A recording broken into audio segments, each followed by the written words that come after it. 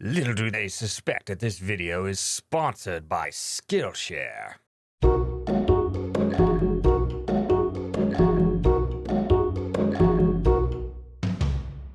It's been a long and perilous journey, but it's finally coming to an end. Now I face my final opponent, my last obstacle, the greatest challenge that must be endured. Now, at the edge of oblivion, I must ask myself one thing. How do I end this stupid story? Many writers can find themselves frustrated as they search for the ever-elusive ending of their story. Let me show how writers can end their story in an explosive finale that no one will forget. Now the beginning of the end begins now at the beginning of this video about ending a story. It ends now. When it comes to endings, writers who lean more towards discovery writing, aka pantsters, tend to struggle more when trying to find a good ending point for a story. Being able to plan and lay the foundation for an explosive finale is something that planners tend to find more easy and natural. This means that planners should rely mostly on their smug self-confidence that they would surely never fall into any pitfalls ever, while discovery writers should learn to constantly second-guess themselves while their flailing writing meanders with no clear direction. Both should completely ignore their instincts when it comes to finding a good point to end on. Also, if a writer has been following my excellent advice so far, then that means that their work should be completely devoid of themes. Themes help structure a work, and thus can also be used when determining the outcome of a story, which is one of the many reasons I always recommend tossing themes out the window. The only structure we need is the mansion we are going to make out of money once the cash rolls in, thanks to our amazing ending. What does this amazing ending look like? Well, the best ending is obviously a hook for a sequel that may or may not ever come to exist. Did the characters just defeat Dark Lord Dastardevil? Oh wait, something else just happened. Off to the next adventure. I mean, so long as the ratings hold up. Was a sequel even planned? Of course! The studios mandated a franchise. Better shove the sequel hook in there at the last minute. Was any of this sequel bait weaved into the story before the ending? No? That's okay. No one will question this out-of-nowhere sequel hook, even when in the actual sequel, the hook in the first story is never mentioned. What's even better than an out-of-nowhere sequel hook? Why a cliffhanger ending? Cliffhangers are great for building suspense and can even be used at the end of a chapter to keep a reader hooked. Now, the difference between the time it takes to turn a page to the next chapter and the time it takes to create a whole sequel should just not be factored in when creating a cliffhanger ending. For the big executives watching this video, this is a great time to cancel the series. Just leave fans hanging forever. Cliffhanger endings, much like sequel hooks, also work great when in the sequel the cliffhanger is simply ignored and never mentioned again. I guess they got out of it somehow. Oh man, this is turning into a mess. How can I cover up my obvious incompetence when it comes to finding my ending? Why, the best way to cover up my mess is not sitting down and planning out the best path to take in order to arrive at a satisfying conclusion, but to instead make the ending ambiguous. Can't decide how the story ends? Just make it really weird and nonsensical. Why have style over substance when you can use style to fake substance? Now, having an ambiguous ending really only works if a writer has done a lot of prep work and setup, as well as have a fairly solid understanding of tone. This also requires the writer to put trust into the audience that they will be able to come to their own conclusions, and that the writer has created the story in a way that makes it possible for multiple interpretations to be applied to it. But all of that is so much more difficult than using ambiguity as a smokescreen to mask a writer's creative bankruptcy. Generally speaking, a writer should consider this method a success only if they send the audience to the wiki to have any idea what's going on. It should also be noted that ambiguous endings are excellent when it comes to escaping the jaws of an impending deadline. However, if a writer doesn't have a deadline, then they are free to add an epilogue to the story. What's better than an ending that drops off far too quickly?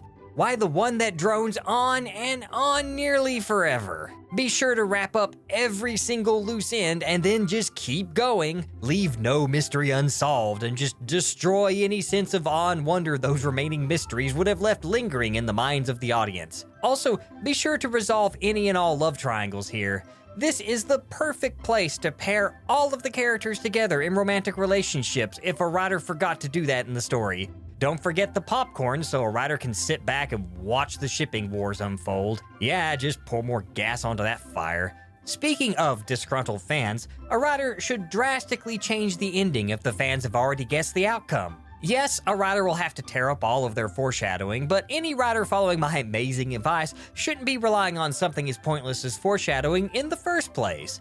This could have been prevented by using one or more red herrings, basically fancy writers speak for an element of the story added in purely to distract the audience and lead them into coming to the wrong conclusion. But I have better things to spend my time on. The more important thing is to veer off course at the last minute and run the story aground, all for the sake of surprising fans, because feeling clever should always be the writer's first priority. Well, that and making lots of money. But what if a writer is still on course and a popular #fan theory begins circulating among the fandom? Well, better veer off course again and change the story to meet fan expectations. A writer needs to learn to ignore their instincts and either try to constantly one-up their surprising story twist in an inevitable failed arms race, or meekly bow to fan pressure. Ships sail best when they have either 100,000 captains or a single captain determined to send the ship careening into a maelstrom because it's unexpected.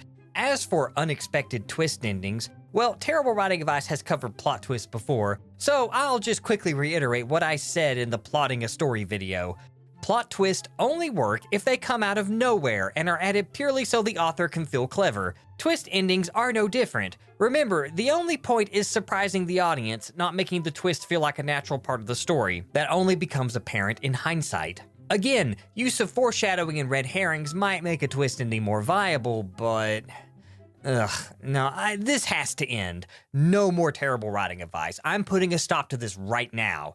I just can't do this anymore. So you know what? Here's some real honest writing advice for you writers out there. A lot of writing advice makes a big deal about finding the perfect ending for your story. Don't listen to that. It's the journey the story takes, not the destination. You don't have to write an amazing ending with a super smart twist that is so clever that it will force bored English class students to read your work in college. All you need to do is cross the finish line and not faceplant at the end. You don't have to do freaking cartwheels or somersaults. You just gotta run across the finish line. Because if you try something fancy and screw up, readers are probably going to remember the botched ending more than the well-run marathon. If it's just the good guys win and the bad guys lose, then that's fine. Don't stress over it so much. A simple, forced, predictable ending is still better than a dumb twist ending out of nowhere. Relax. Let your creativity guide you. Hone your writing instincts and you will find your ending eventually. Man, that was terrible. I dreamed I was actually giving people good advice. Thank goodness it was all just a dream. Yes, everything being a dream is one of the best endings, especially when it completely invalidates every event in the story and makes everything meaningless. Just watch out that the character doesn't actually learn something from the dream and experience actual character development. It is essential that the dream ending make the story pointless, much like the twist ending where it turns out the characters were dead all along and that they were in purgatory or some other afterlife. Yet the best ending of all I have saved for last. The best ending is one that ends suddenly and without any explanation.